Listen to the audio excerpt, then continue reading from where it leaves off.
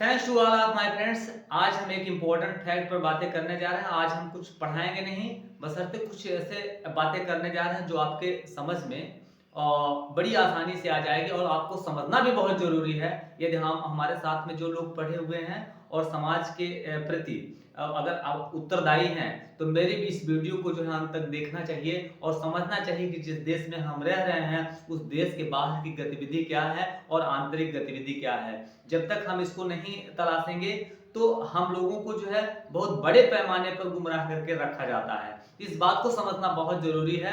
आज एक चर्चा का विषय है, पूरा अंतरराष्ट्रीय चर्चा का विषय है कि रसिया और यूक्रेन से युद्ध चल रहा है। इसके बारे में हम आपको संक्षिप्त बताएंगे, लेकिन आपको समझना बहुत जरूरी है। ये चीजें समझना बहुत जरूरी है। इस समय रसिया और यूक्रेन से लड़ाई चल रही है। 1939 से लेकर के 1945 तक दूसरा विश्व युद्ध चला था। इस पूरे विश्व युद्ध का कारण था हिटलर जिसने पूरे जीवन को यानी जिंदगी को बर्बाद कर दिया था। उसने कहा था जो ब्लैक पीपल्स हैं, जो काले लोग हैं और यहूदियों को जीने का अधिकार नहीं है। लेकिन वह जब चांसलर बना था तो चांसलर बनने के बाद उसने क्या किया कि ऐसा निर्णय उसने लिया। लेकिन सबसे पहले वो जमीनी आदमी था, उसने लोकतंत्र से जो है यानी जनमत जुटा करके जो है बड़ा आदमी बना था वो। लेकिन जब बड़ा आदमी जैसे बन गया उसके दिमाग में जो है गलत चीजें पनपने लगी। उसने कहा कि जो व्यक्ति जो है अपने आप को सरवाइव नहीं कर सका है उसको जीने का अधिकार नहीं है, यानी गरीब के प्रति उसके अंदर कोई हमदर्दी नहीं थी। उसने डिटेंशन कैंप बनवाया था, कम से कम करोड़ों लोगों को उसने मार दिया था। तो फिर उसने जर्मनी पर शासन किया, जापान पर और इटली पर। तो ऐसे ऐसे करके जो है वो देशों में आक्रमण करता चला जा रहा था। तो फिर उस समय एक यूनिटी थी रसिया और फ्रांस, ब्रिटेन और अमेरिका के बीच में यूनिटी थी। तो बहुत लड़ाई यानी काफी लंबी लड़ाई चली, तब जाकर के हिटलर को जो है वो लोग हरा पाए। हिटलर जो है अंडरग्राउंड हो गया था और अपने आप को बचाने के लिए, लेकिन वहां से जो है अमेरिका की जो टीम थी फ्रांस ब्रिटेन ने, तो उसको जो है वहां से निकाल करके ले गए। तब मतलब उसको हरा पाए, उसको मारा गया, मतलब अंडरग्राउंड में उसको मार दिया गया था। तो मारने के बाद उसकी जो है मेडिकल हुआ था। तो फिर जाकर के ये पुष्टि हुई, हाँ हिटलर मार दिया गया। तो जरा इसको समझिएगा। तो फिर हुआ क्या, पूरे लड़ाई का कारण था दूसरे विश्व युद्ध जो लड़ाई लड़ी गई थी उसमें पूरी लड़ाई का कारण हिटलर था, क्योंकि वहां तानाशाही पनप चुकी थी। तो तानाशाही में जो है तानाशाही किसी को थोड़ी बर्दाश्त है भाई। आप जो है, इसीलिए मैं कह रहा हूं कि जो मेरी वीडियो देख रहे हैं सबको इस बात को समझना पड़ेगा कि लोकतंत्र अगर रहेगा तो हम आप रहेंगे, अगर लोकतंत्र नहीं रहेगा तो जिंदगी हर एक व्यक्ति की नर्क हो जाएगी। और हर एक देश में जो बड़े बड़े उद्योगपति हैं, जो मतलब पैसा कमाने वाले लोग हैं, इनको लोकतंत्र बर्दाश्त नहीं है। ये नहीं चाहते कि लोकतंत्र रहे। ये जो है क्या करते हैं कि जो कुछ लोगों को जो है मिला लेते हैं, कुछ लोगों को मिला करके जो है अपने मन मर्जी ये जो है शासन चलाते हैं। तो हम आपको फिर जो है अभी हम टॉपिक जो बात कर रहे हैं वो हम आपको समझाना चाहेंगे कि रसिया और यूक्रेन से इस समय जो है एक अंतरराष्ट्रीय चर्चा का विषय है कि लड़ाई चल रही है। तो अब आप समझिए रसिया जो है क्या था, रसिया और यूक्रेन के बीच में लड़ाई चल रही है। यूक्रेन एक लोकतांत्रिक देश है। आप जानते हैं कि जब लड़ाई नहीं चल रही थी तो यहाँ भारत के पता नहीं कितने स्टूडेंट जो है वहां पढ़ने के लिए गए थे। तो लड़ाई जब चली तो वहां जो है एक अभियान चलाया गया था। तो उस अभियान के अंतर्गत जो है भारत ने सारे छात्रों को भारत में लाया।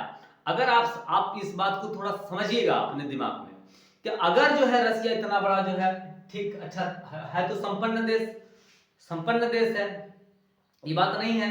लेकिन वहां का संस्कृति, वहां की जो व्यवस्था है, वहां की जो सभ्यता है, अगर इतनी ठीक होती तो जो यूक्रेन में पढ़ने के लिए बच्चे गए थे तो रसिया में जाते। कहने का मतलब कि हाँ अच्छी यूनिवर्सिटी है, अच्छी सुविधाएं हैं तो वहां दी गई थी। अच्छा, ऐसा क्यों है? क्योंकि ये लोकतांत्रिक देश है। लोकतंत्र में जो है one person related to any person without any discrimination, बिना किसी डिस्क्रिमिनेशन भेदभाव से लोकतंत्र में एक आदमी दूसरे से जुड़ा रहता है। लेकिन ये राजतंत्र में नहीं पाया जाता है। तो रसिया क्या था, पहले तो था दूसरे विश्व युद्ध के दौरान रसिया फ्रांस, ब्रिटेन और अमेरिका एक साथ थे।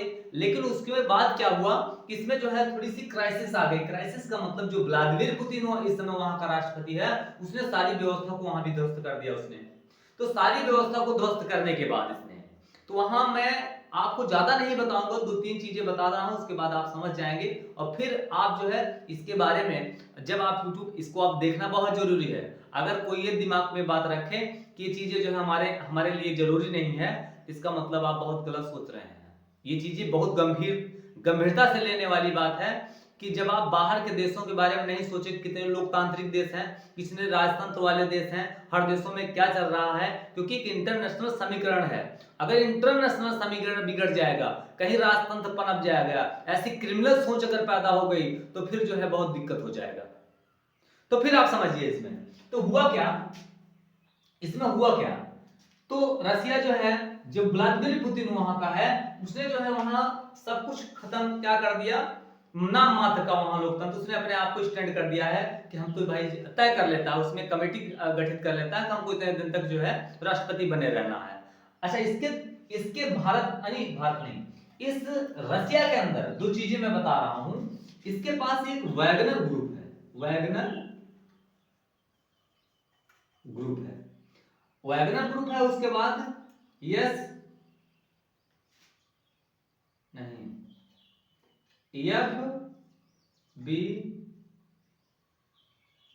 एस बी है, ये चीज समझिए। वैगनर ग्रुप एक ऐसा ग्रुप है जिसको आप क्या कह सकते हैं, इसके बारे में तो हमने बहुत ज्यादा नहीं है पढ़ा है, लेकिन जो कुछ पढ़ा है, एक संगठन है, एक यूनिटी है जिसमें सोल्जर्स रहते हैं, सैनिक रहते हैं। इसमें सारे कट्टरपंथी लोग हैं, मतलब बहुत क्रिमिनल सोच वाले हैं। एक ऐसा जो है, ये उसी रसिया के अंदर उस राष्ट्रपति के द्वारा बनाई गई जो है संगठन है, बनाया गया संगठन है, जिसको इस्तेमाल करता है, यानी राष्ट्रपति इस्तेमाल करता है किसी देश से लड़ाई होने में। कई बार न्यूज में निकल कर आया है कि इन्होंने जो है उसी देश की महिलाओं के साथ जो है रेप किया है इन लोगों ने। उसके बाद कई बार जो है इनके क्राइम रिकॉर्ड बड़े लंबे रहे हैं इनके। अच्छा, जब वहां कोई व्यवस्था नहीं है, मतलब अच्छा, सरकार जो है इस पर पैसा खर्च करती है, इस ग्रुप पर पैसा खर्च करती है। कई बार ऐसे भी रिपोर्ट आई है, कितने क्रिमिनल ये लोग होते हैं कि गर्दन तक काट देते हैं लोगों का, गर्दन तक काट देते हैं। तो कहने का मतलब कि आप समझ सकते हैं कि वहां जो है कोई न्याय, सही ढंग का न्याय नहीं है। न्याय सिर्फ पुतिन कर सकता है, तो वो चाहे तो न्याय होगा, नहीं चाहेगा तो नहीं होगा। तो यहां पर समझिए, अब एक चीज ये है, फेडरल सिक्योरिटी सर्विस है, एक संगठन ये भी है, फेडरल सिक्योरिटी सर्विस। इसका काम जरा समझ लीजिए आप। इसका काम यह है कि देश के अंदर कोई गतिविधि तो नहीं पनप रही है, कोई ये तो नहीं कह रहा है कि ये लोकतंत्र यहाँ खत्म हो गया है और ये व्लादिमीर पुतिन खराब है। मतलब देश के अंदर अगर कोई भी गतिविधि चलती है तो फेडरल सिक्योरिटी सर्विस जो है, ये जो है सूचना देती है। अब ये सूचना देती है बड़े मतलब ये बातें जो है बड़े पोस्ट तक जाती है। अगर कोई व्यक्ति कह दे कि ये जो है लोकतंत्र, क्योंकि कई बार ये जो है न्यूज में भी आया है कि लोग जो है व्लादिमीर पुतिन से संतुष्ट नहीं, वहां जो है आंतरिक गतिरोध है, लोकतंत्र उजड़ जाने के नाते वहां आंतरिक गतिरोध है। तो कई बार ये चीजें सामने आई हैं कि ये जो है ये चेक करते हैं, इसीलिए इसको बनाया गया, इस संगठन को, कि फेडरल सिक्योरिटी सर्विस इसीलिए बनाया गया, कोई जो है देश के अंदर आंतरिक अगर गतिविधि पैदा करेगा, मेरे खिलाफ कुछ करेगा, तो उसको जो है उसको सजा दी जाती है। अब उस सजा में चाहे उसको वैगनर ग्रुप के हवाले कर दिया जाए, चाहे वो खुद सजा दे वो आदमी। तो अब आप समझिए, इस पूरी लड़ाई को आपको समझना पड़ेगा, ये चीजें। अब बताइए, इसमें अगर हम इसमें जो है एक लोकतंत्र की अगर परिभाषा इसमें हम रखना चाहें, जो दो ग्रुप है, अभी तो हमारे जानकारी में दो है, और भी उसके पास बहुत सारी व्यवस्थाएं हैं। तो अब देखिए, इसमें अगर हम लोकतंत्र को सेट करना चाहें तो कहां तक आप बताइए, जो है इस ग्रुप पर पता नहीं कितने क्वेश्चंस खड़े हुए हैं, लेकिन इस जो ग्रुप है इस पर कोई जो है कोई अंकुश नहीं लगता है उस देश में।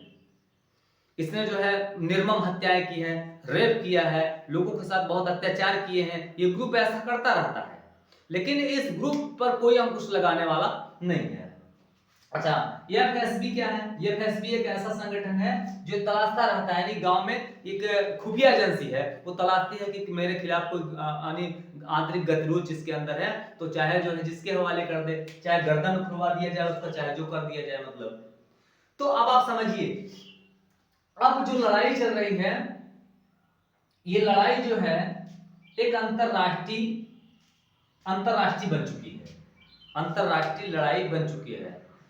अब अंतरराष्ट्रीय लड़ाई में अभी जो है ये रसिया ने जो है यूक्रेन के ऊपर कुछ ऐसा अटैक किया है जिसमें जो है आम जनता मारी गई है, वार क्राइम का इनके ऊपर जो है केस चल रहा है, वो भी इंटरनेशनल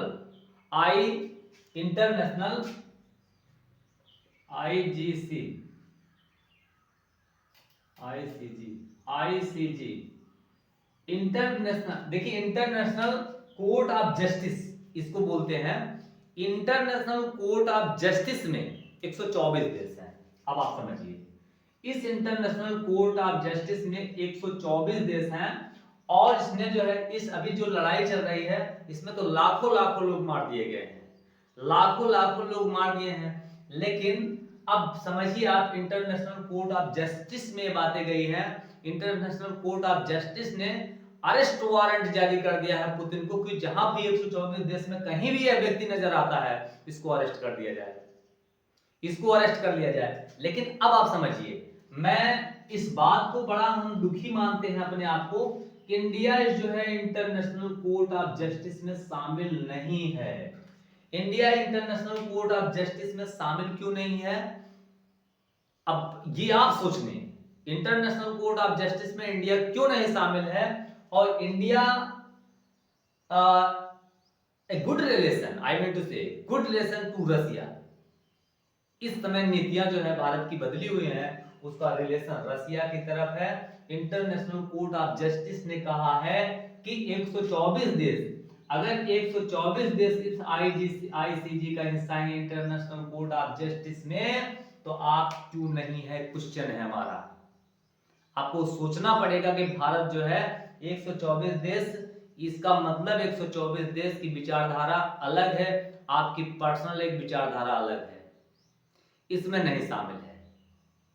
कोर्ट ने आदेश दिया है कि व्लादिमीर पुतिन को जो है 124 देश में कहीं भी वो हो जाते हैं क्यों उनको अरेस्ट करना, अरेस्ट वारंट उसने जारी कर दिया है। रसिया में भी जो है सब कुछ ठीक नहीं चल रहा है, जिस देश का लोकतंत्र उजड़ जाए, जो लोग किसी के अधीन जीने लगे, हमको बताइए आप वहां कितना हद तक ठीक चलेगा। तो ये चीजें आपको समझना बहुत जरूरी है। आज मैं इस वीडियो को बहुत सोच समझ करके बनाया हूं।